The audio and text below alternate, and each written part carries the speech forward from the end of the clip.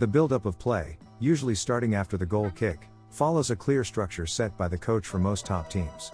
Teams with a strong style aim for a polished and secure buildup to advance into the second and third zones of the field. However, this phase is meticulously analyzed by opponents because in modern football, every team now has a clear idea of how they want to execute pressing in this situation. Listen to what Kevin De Bruyne has to say about it.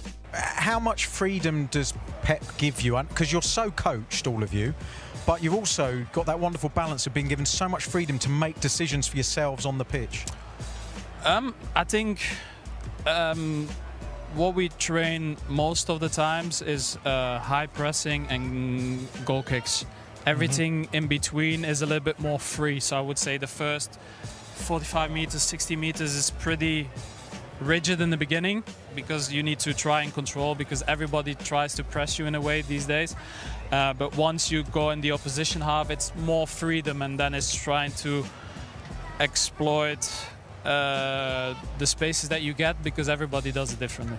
So, what do technically skilled teams try to do in order to generate as many options as possible in their build-up and find a fluid solution to progress into the next zone? Let's first look at the typical build-up of many teams. Usually, the action starts with the goalkeeper, while the center backs stay deep and position themselves on the left and right sides of their own penalty area. The fullbacks stand a bit wider and slightly higher.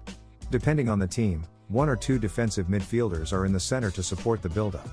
When the ball is played to one of the center backs, they already face the disadvantage of having fewer options as they typically stand relatively wide and the touchline limits them.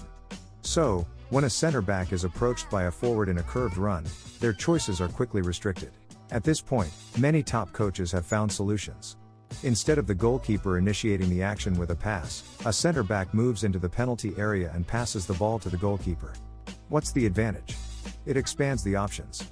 In a central position, the ball can be played in any direction, making it significantly more difficult for the opponent to press or approach.